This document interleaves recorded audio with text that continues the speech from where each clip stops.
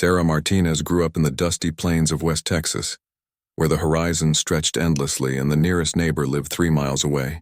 Her father, a retired Marine sergeant, owned a small ranch that barely made ends meet. Every morning before school, Sarah helped feed the cattle and mend fences.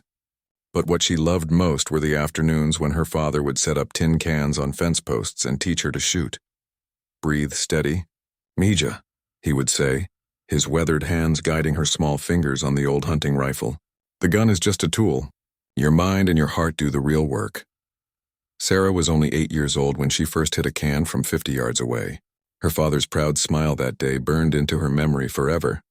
By the time Sarah turned 16, she could outshoot every boy in her high school. At county fairs, she dominated shooting competitions that grown men had been winning for decades. Local ranchers would hire her to deal with coyotes threatening their livestock. She never missed. Word spread about the teenage girl who could thread a bullet through a needle at 100 yards. But Sarah's real dream wasn't about winning contests or impressing locals. Every night, she would sit on her porch and listen to her father's stories about his time in the Marines. He would tell her about the brotherhood, the honor, and the pride of serving something bigger than yourself. His eyes would light up when he talked about protecting his fellow Marines and defending freedom. Sarah wanted that life more than anything else in the world. When she graduated high school, Sarah marched straight to the Marine Corps recruiting office in the nearest city. The recruiter, Staff Sergeant Johnson, looked her up and down with barely concealed skepticism. At 5 feet 4 inches and barely weighing 120 pounds, Sarah didn't look like the typical Marine candidate. But when she mentioned her shooting skills, his interest perked up. "Can you really shoot as well as you claim?" he asked, leaning back in his chair. "Give me a rifle and find out," Sarah replied without hesitation. The next week, Staff Sergeant Johnson arranged for Sarah to demonstrate her abilities at a local shooting range. Word had spread around the recruiting office about the girl who claimed she could outshoot anyone. Several Marines showed up to watch, expecting to have a good laugh. They brought their best marksman, Corporal Williams, who held multiple shooting records. Sarah stepped up to the firing line with borrowed gear that didn't quite fit her small frame. The Marines set up targets at distances from 100 to 300 yards. They started with standard bullseye targets, then moved to smaller and smaller circles. With each shot, the laughter from the watching Marines grew quieter. Sarah's bullets found their marks with mechanical precision. For the final test, Corporal Williams set up a playing card at 250 yards. "If you can hit that ace of spades through the center pip, I'll personally write your recommendation letter," he said. Sure that he had found an impossible challenge, Sarah took her time, feeling the wind, adjusting her stance, and controlling her breathing exactly as her father had taught her. The shot rang out across the range. When they checked the target, the bullet had passed cleanly through the center of the ace symbol. The Marines stood in stunned silence. Staff Sergeant Johnson immediately began processing Sarah's enlistment papers. However, he had to deliver disappointing news. "You're qualified for the Marines, no question about that," he said. "But women aren't allowed in combat roles. You can serve in communications, logistics, or administration. No exceptions." Sarah felt her dreams crashing down around her. She had trained her whole life for combat, to protect others, to use her skills where they mattered most. Being stuck behind a desk or in a supply depot felt like a betrayal of everything she believed in. But her father's voice echoed in her head. "Sometimes you have to start where they let you, then prove you belong where you want to be." Against her better judgment, Sarah enlisted as a communications specialist. She told herself it was just temporary, a way to get her foot in the door. Boot camp at Paris Island was brutal, but Sarah excelled. She outran most of the men, scored perfect marks on every written test, and continued to amaze everyone with her shooting abilities during weapons training. Her drill instructors noticed her exceptional skills, but reminded her constantly that marksmanship was just one part of being a Marine. They pushed her harder than the others, perhaps sensing that she had potential beyond her assigned role. Sarah welcomed the extra challenges. Every obstacle they put in front of her only strengthened her resolve to prove herself worthy of combat duty. After graduation, Sarah was assigned to Camp Pendleton in California as part of a communications unit. She maintained radio equipment, coordinated message traffic, and performed all her duties with excellence. But every day felt like a waste of her true talents. She watched combat units train and deploy while she remained stuck in support roles. During her off-duty hours, Sarah spent every possible moment at the base shooting ranges.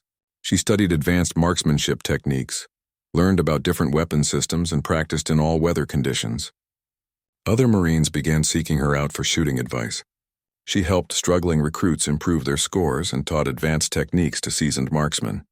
Word of Sarah's extraordinary abilities eventually reached Major Roberts, the base's chief training officer.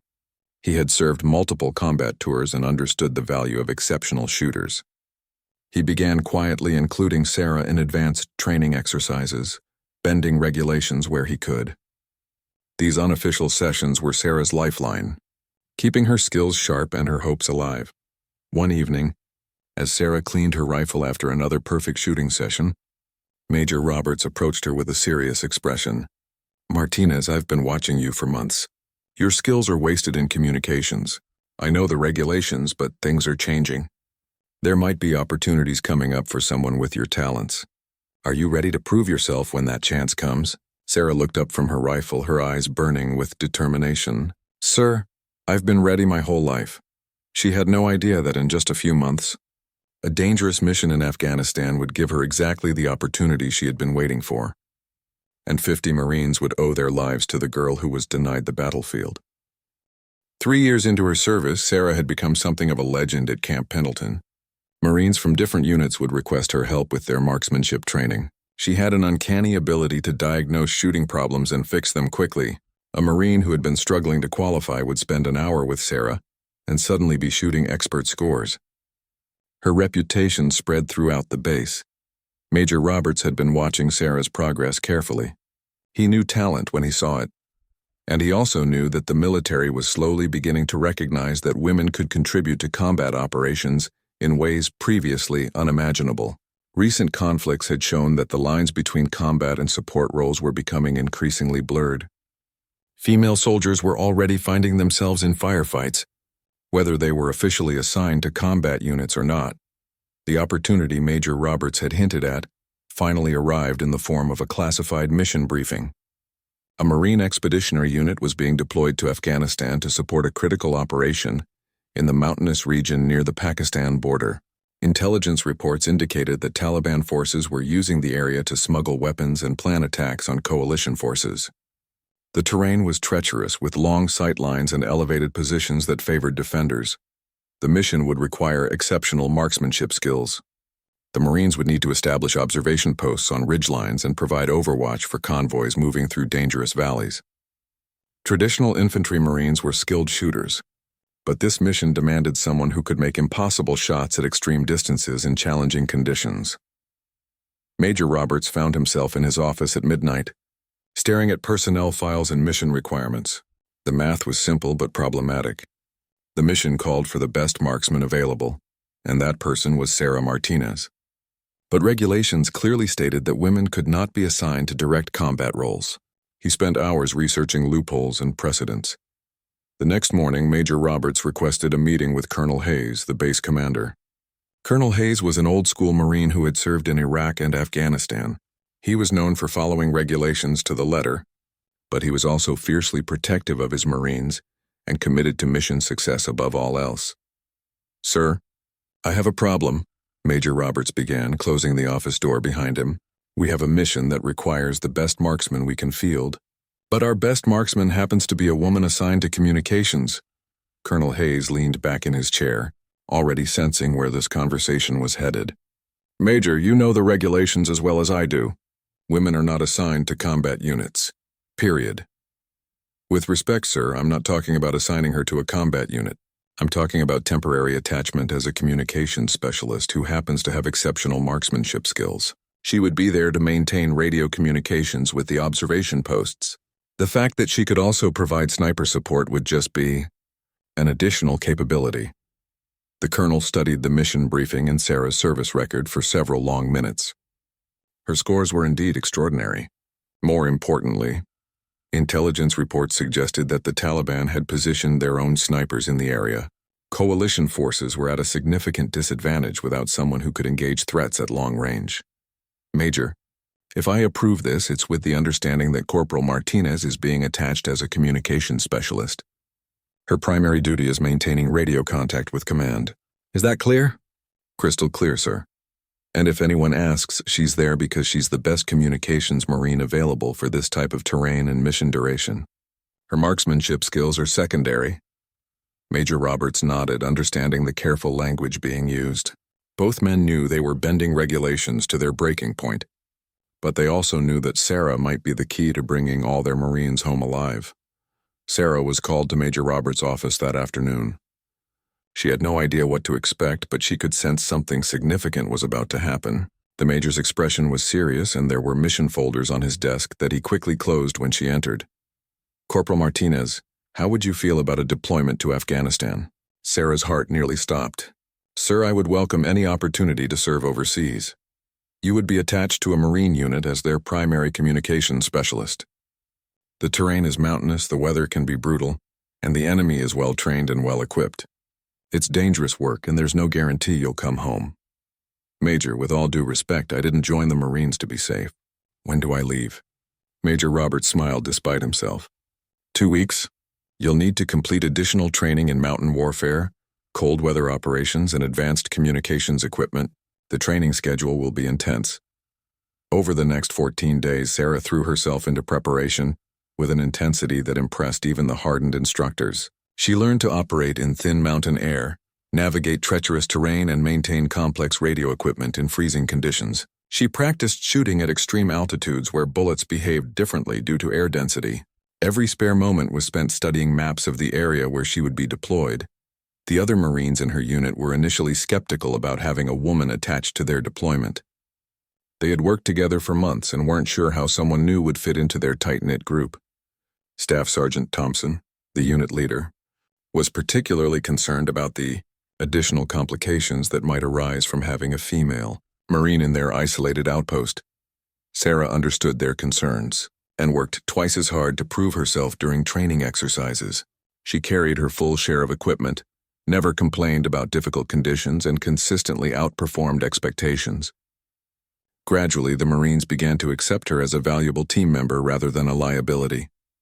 The night before deployment, Sarah sat in her barracks room, carefully cleaning and inspecting her gear.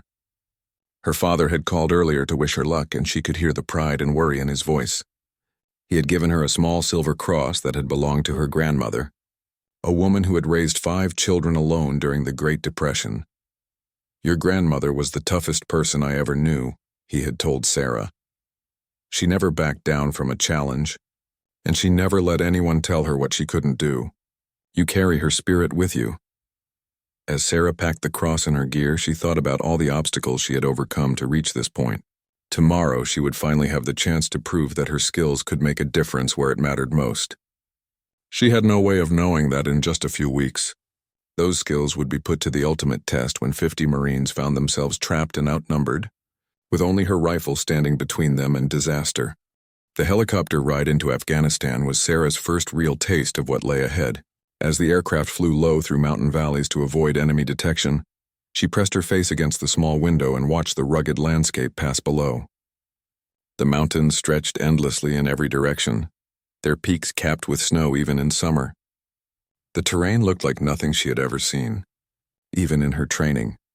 The forward operating base where they landed was a collection of concrete barriers, sandbags and temporary structures nestled in a valley surrounded by towering ridges.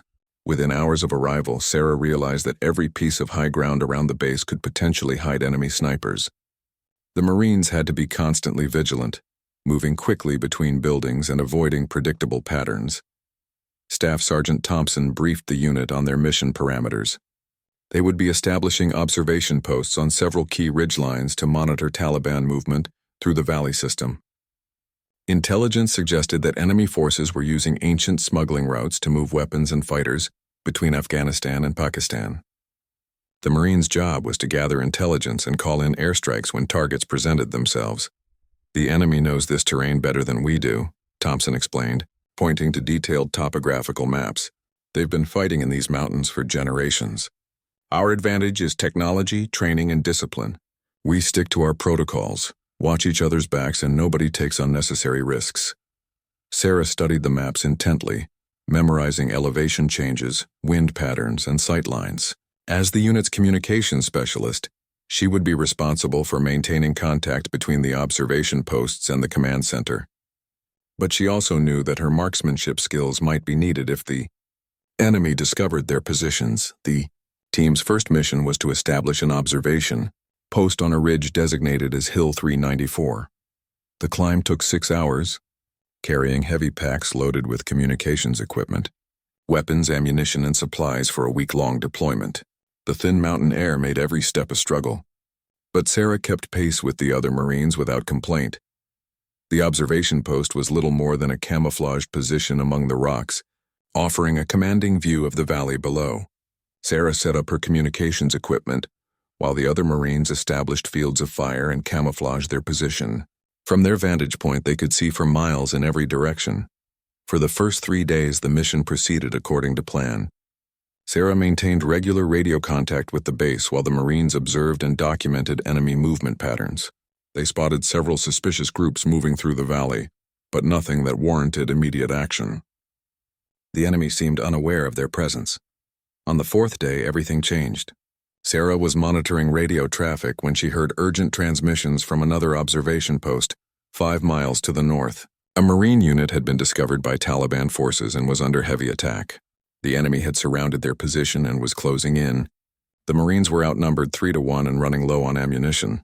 "We need immediate support," came the desperate voice over the radio.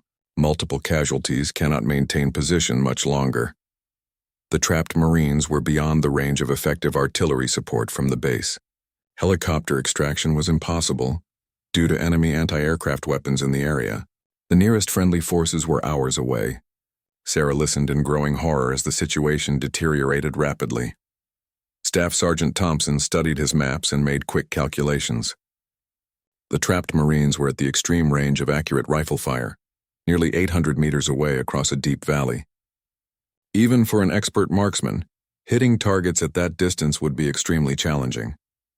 Factor in wind, elevation differences, and moving targets, and the shots would be nearly impossible. "Martinez, what's your assessment of the tactical situation?" Thompson asked, knowing that Sarah had been analyzing the enemy positions through her scope. Sarah had been watching the Taliban fighters maneuvering around the trapped Marines. She could see muzzle flashes from enemy weapons and occasional glimpses of fighters moving between rocks. The distance was extreme, but not impossible for someone with her skills. "Staff Sergeant, I can see their positions. The range is significant, but I have clear sight lines to several enemy locations. Wind is steady from the northwest at approximately 15 miles per hour. If I can get to that rocky outcrop 30 meters to our west, I'll have better angles on their positions." Thompson looked through his binoculars at the position Sarah indicated. It would give her a better shooting platform, but it would also expose her to enemy observation. If the Taliban spotted her, their position would be compromised and they would face the same fate as the trapped Marines.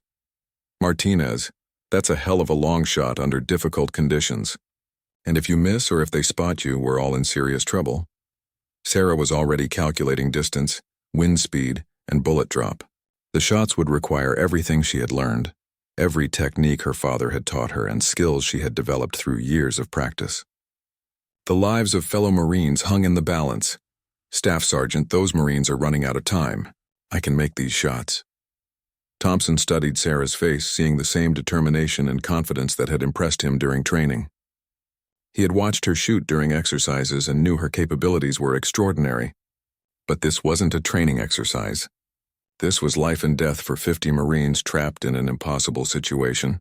"Rodriguez Williams provides security for Martinez," Thompson ordered. "If she takes that position, you keep watch for enemy movement. If anyone gets close to our location, you take them down immediately." Sarah gathered her rifle and additional ammunition, checking every piece of equipment one final time. She had trained for moments like this her entire life, but the weight of responsibility was almost overwhelming.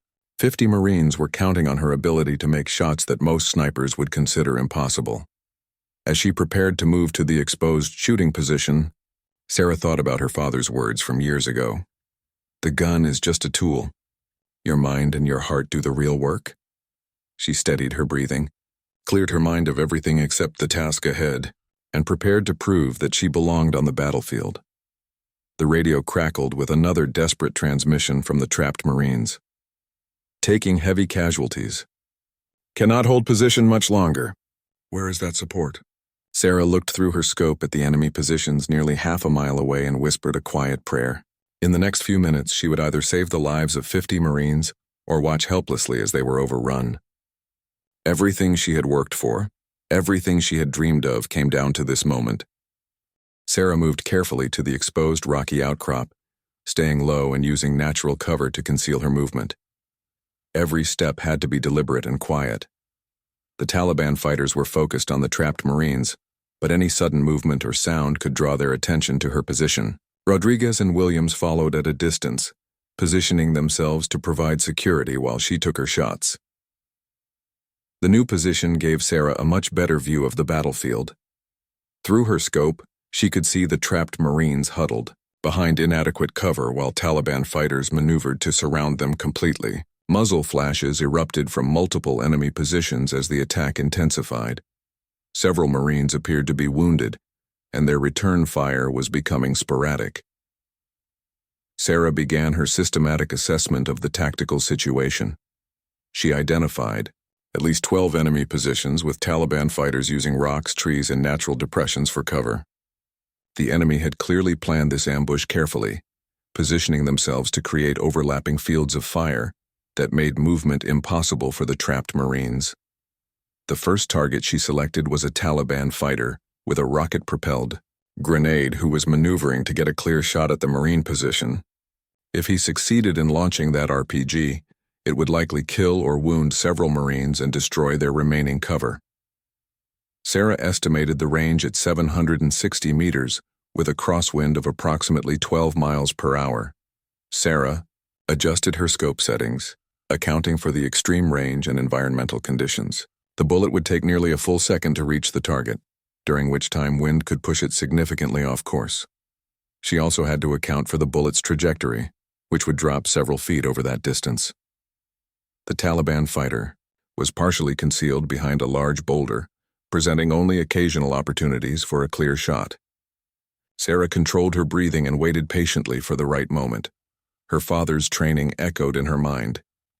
Patience wins more battles than aggression. Wait for your moment, then make it count. The enemy fighter shifted position, exposing his upper torso as he prepared to fire the RPG. Sarah exhaled slowly, squeezed the trigger with steady pressure, and sent her first shot across the valley. The bullet covered the distance in just under a second, finding its target with lethal precision. The Taliban fighter dropped immediately, the unfired RPG clattering among the rocks.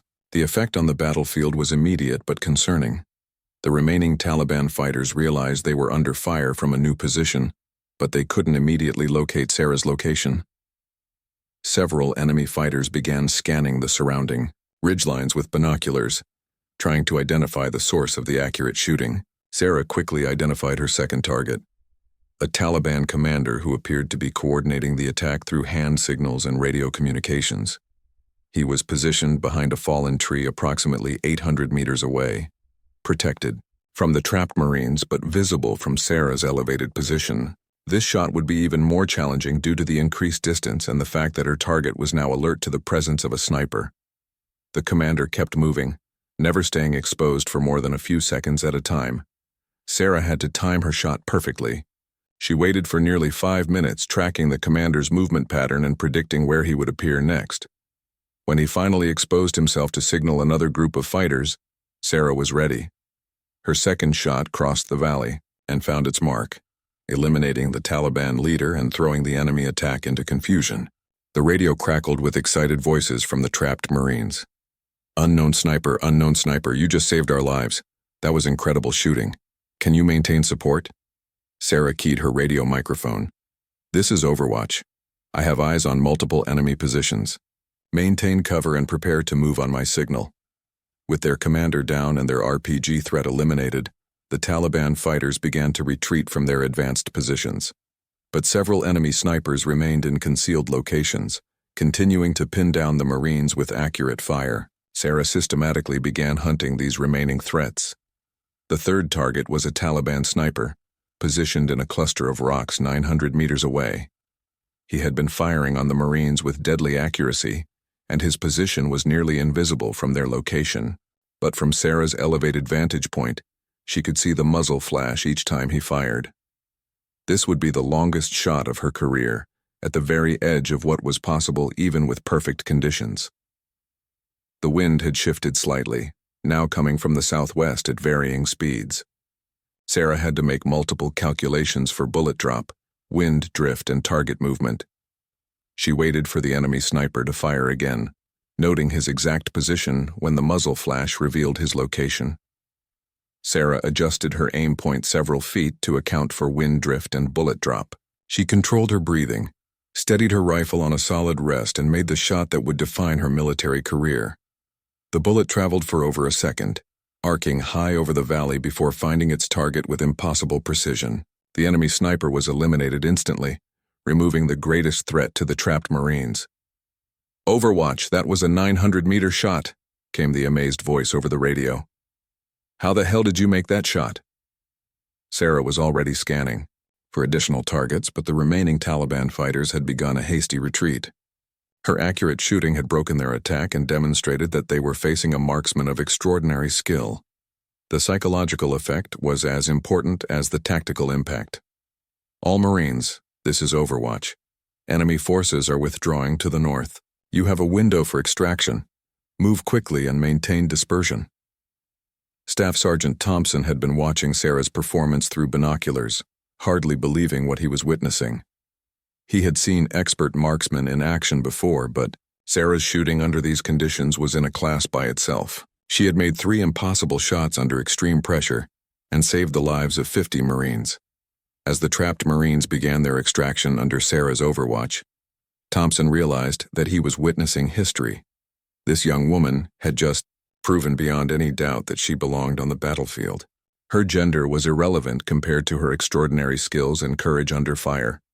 But Sarah wasn't finished yet. As the Marines moved across open ground toward the extraction point, she spotted additional Taliban fighters positioning themselves for an ambush along the escape route. The battle was far from over, and the lives of 50 Marines still hung in the balance. Sarah chambered another round and prepared for what would become the most intense firefight of her life. The next few minutes would test every skill she possessed and determine whether her heroic intervention would be enough to bring all the Marines home alive. As the 50 Marines began their desperate extraction across the open valley floor, Sarah spotted movement in the rocks along their planned escape route. Taliban fighters who had been held in reserve were now moving to intercept the fleeing Marines. The enemy had anticipated this possibility and positioned additional forces to cut off any retreat.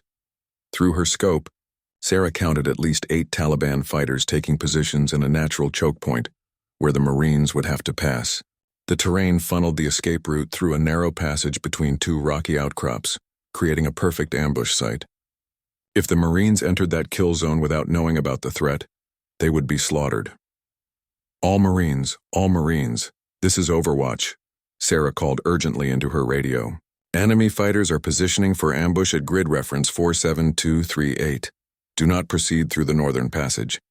I repeat, do not enter the northern passage." The Marine unit leader's voice crackled back over the radio. "Overwatch, that's our only viable extraction route. The terrain everywhere else is too steep and exposed. We have wounded Marines who can't make a longer climb." Sarah studied the tactical map in her mind, visualizing the terrain and alternative routes. The Marines were right. The northern passage was their best option for getting wounded personnel to safety quickly. But it was also a death trap with enemy fighters now in position. "Copy that. Give me 2 minutes to clear the passage. Do not move until I give the all clear." Sarah shifted her position slightly to get better angles on the ambush site. The Taliban fighters were well concealed among the rocks, presenting only occasional targets. She would need to eliminate them quickly and efficiently before they realized they were under attack from her position. The first target was a machine gunner who had set up his weapon to cover the entire passage. His position would allow him to cut down multiple Marines with a single burst of fire. Sarah estimated the range at approximately 700 meters, with a slight uphill angle that would affect her bullet's trajectory. She waited patiently for the machine gunner to expose himself while adjusting his weapon position. When he finally leaned out from behind his cover to check his field of fire, Sarah was ready. Her shot struck him precisely, eliminating the greatest threat to the Marines' escape route. The sound of Sarah's rifle echoed across the valley, immediately alerting the other Taliban fighters that they were under attack. Several of them began scanning the ridgelines, trying to locate her position. Others took deeper cover, making accurate shots much more difficult. Sarah's second target was a Taliban fighter with an RPG who was positioned to destroy any vehicle that might attempt to rescue the Marines. He was crouched behind a large boulder, with only his head and shoulders occasionally visible. The range was 800 meters with a tricky crosswind that varied in intensity.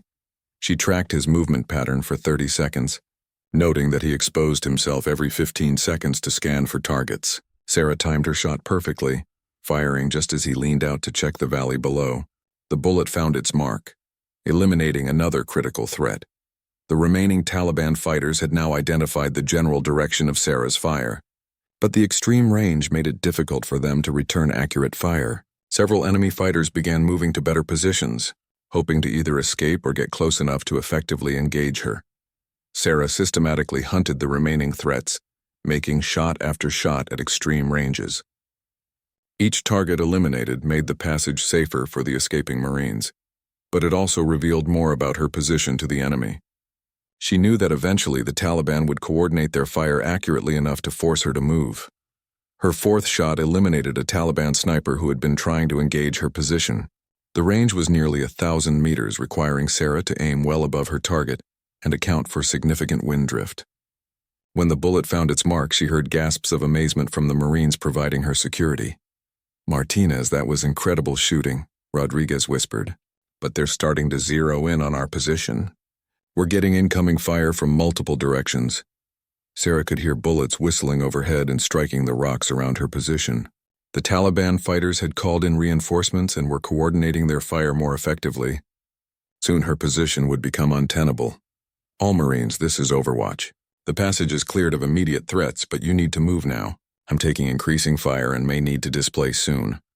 The 50 Marines began their dash through the passage, carrying their wounded comrades and moving as quickly as the terrain allowed. Sarah provided continuous overwatch, scanning for any remaining threats that might emerge during their escape.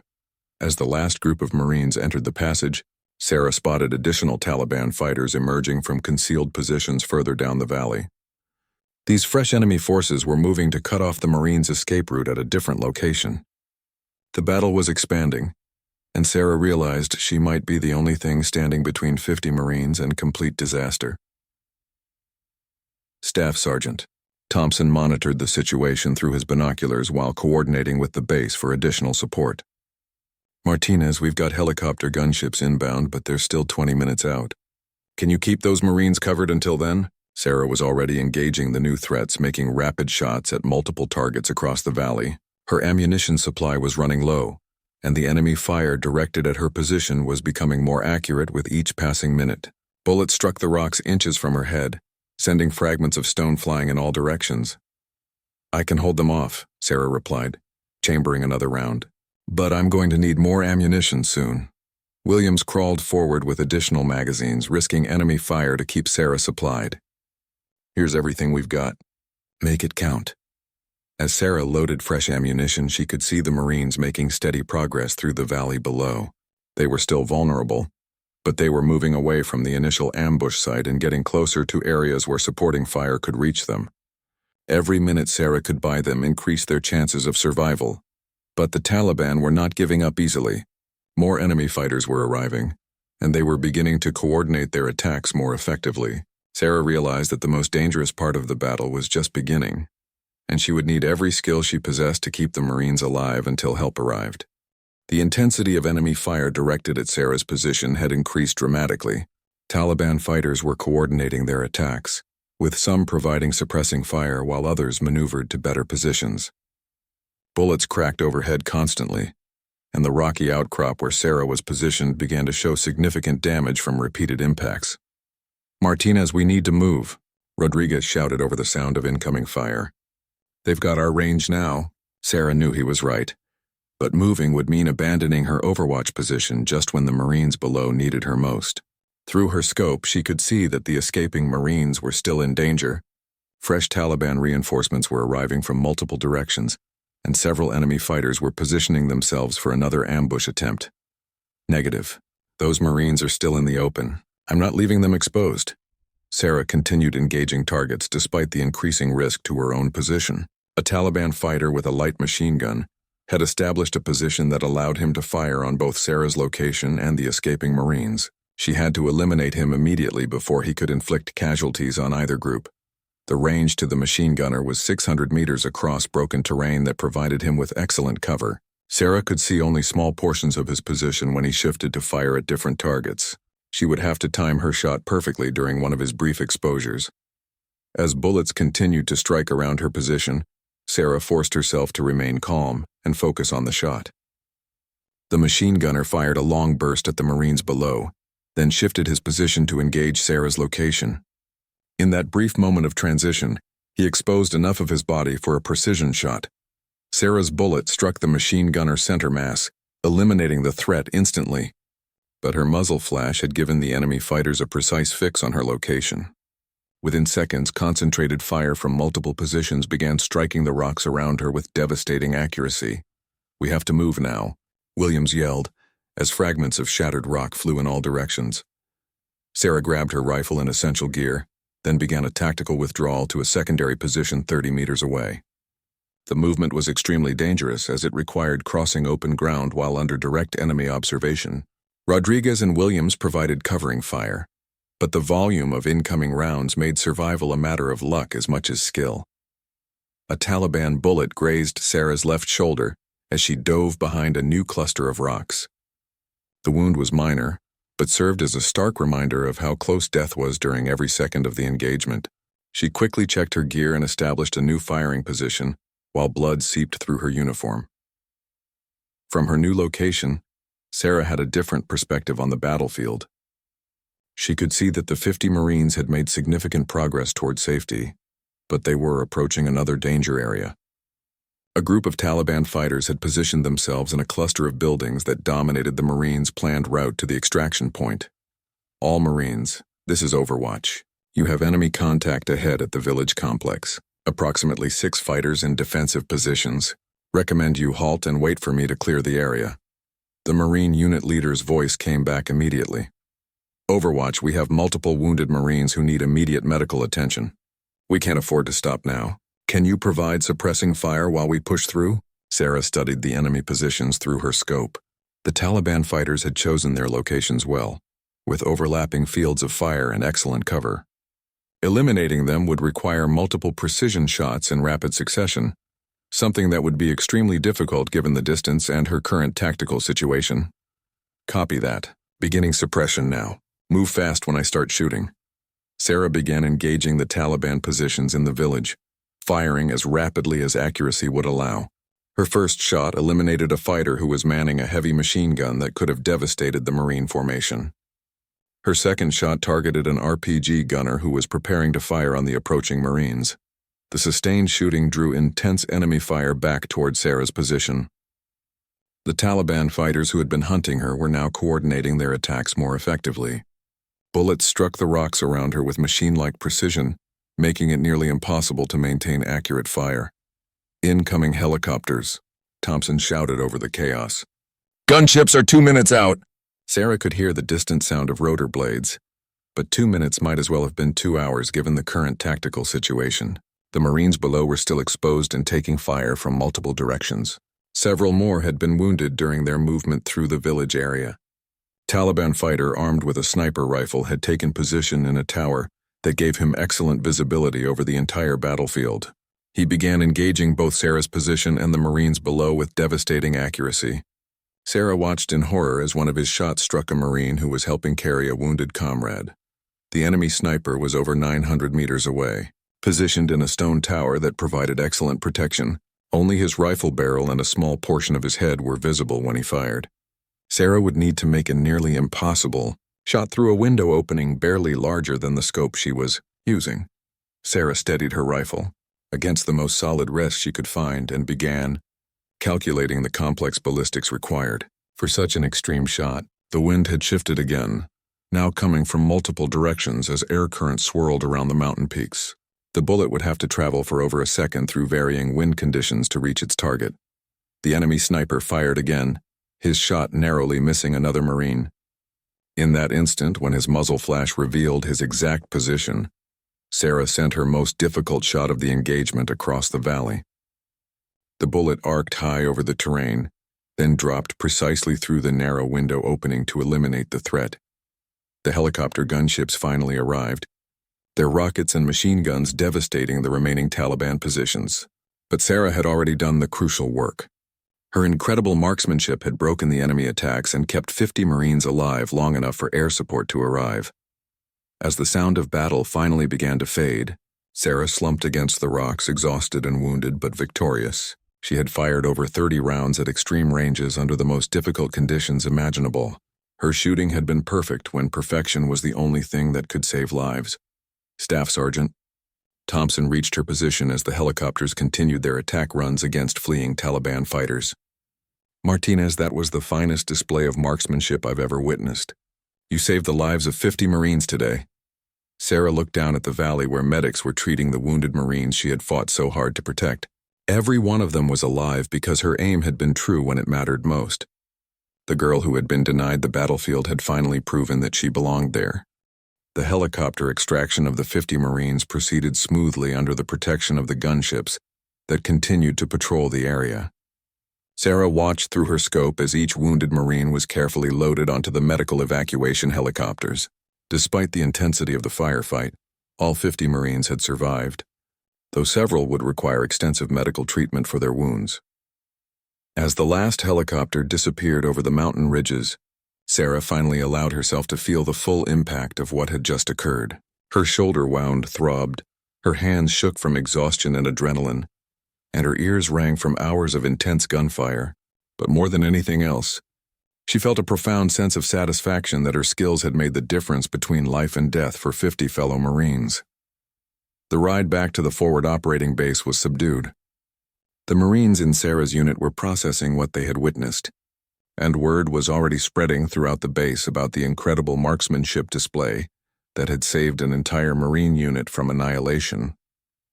Staff Sergeant Thompson had radioed ahead with a preliminary report, but the full scope of Sarah's achievement was only beginning to be understood. Upon their return to base, Sarah was immediately taken to the medical facility for treatment of her shoulder wound. The bullet had only grazed her, requiring stitches but no significant surgery. As the medic worked on her wound, a steady stream of Marines stopped by to shake her hand and express their gratitude. Many of them had friends in the unit that Sarah had saved. Colonel Hayes arrived at the medical facility within an hour of Sarah's return. He had read Staff Sergeant Thompson's detailed report and listened to recordings of the radio communications during the engagement. The colonel was a man who had seen extraordinary acts of courage throughout his career, but Sarah's performance stood out even among the most heroic actions he had witnessed. Corporal Martinez, I've been a Marine for 22 years and I've never seen shooting like what you displayed today. You made shots that most snipers would consider impossible under ideal conditions, and you did it while under enemy fire in a combat environment. Sarah remained at attention despite her exhaustion and injury. Sir, I was just doing my job as a Marine. Corporal, what you did today went far beyond any job description. You saved 50 Marines through skill, courage, and dedication that exemplifies everything the Marine Corps stands for. Your actions today will be remembered and studied for years to come. The colonel informed Sarah that she was being recommended for the Silver Star, one of the military's highest awards for valor in combat. The recommendation would detail her extraordinary marksmanship and the tactical impact of her actions during the engagement. It would also officially recognize that her gender had been irrelevant, compared to her exceptional abilities as a warrior. News of Sarah's heroic actions spread quickly through military channels and eventually reached the media. The story of the female Marine who had been denied combat roles but saved 50 Marines through incredible marksmanship captured public attention and sparked national debates about women in combat positions. Major Roberts, who had first recognized Sarah's potential years earlier, called her personally to express his pride in her achievement. Martinez, you've proven what I always knew. That talent and courage aren't determined by gender. You've opened doors that will benefit female Marines for generations to come. The 50 Marines whom Sarah had saved also made sure their gratitude was formally recognized. They submitted a group letter detailing how her precise shooting had saved their lives and requesting that she receive full recognition for her actions. Many of them visited her personally to express their thanks and to tell her that they owed their lives to her skill and dedication. 6 months later, Sarah stood in dress uniform at Marine Corps headquarters in Washington, D.C., as the Commandant of the Marine Corps pinned the Silver Star on her chest. The citation read in part, "For conspicuous gallantry and intrepidity in action against an armed enemy, while serving as a communications specialist attached to a Marine unit in Afghanistan, Corporal Martinez's exceptional marksmanship and tactical awareness under extreme combat conditions directly resulted in the survival of 50 Marines who were trapped and outnumbered by enemy forces." The ceremony was attended by many of the Marines Sarah had saved along with her father, who had flown in from Texas. As she stood at attention while the medal was presented, Sarah thought about the long journey from that small ranch in West Texas to this moment of recognition at the highest levels of the Marine Corps. More importantly than any personal recognition, Sarah's actions had contributed to changing military policy regarding women in combat roles. Her demonstrated effectiveness under the most challenging conditions provided undeniable evidence that women could perform at the highest levels in combat situations. Within 2 years of her heroic actions, the military began opening combat specialties to qualified women, regardless of gender. Sarah continued her Marine Corps career, eventually becoming an instructor at the Scout Sniper School, where she trained both male and female Marines in advanced marksmanship techniques. Her story became part of Marine Corps history, studied as an example of how individual courage and skill could change the course of battles and influence military policy. Years later, when young female Marines asked Sarah about overcoming barriers and proving themselves in a male-dominated environment, she would tell them the same thing her father had taught her on that ranch in Texas. "The gun is just a tool. Your mind and your heart do the real work. If you train hard, stay dedicated, and never give up on your dreams, you can achieve anything." The 50 Marines who owed their lives to Sarah's incredible marksmanship never forgot what she had done for them. Many of them named daughters after her, and they made sure their children knew the story of the Marine who had been denied the battlefield until her aim turned the tide and saved their fathers' lives. Sarah Martinez had proven that heroism knows no gender, and that sometimes the most unlikely person can become exactly the hero that the moment demands.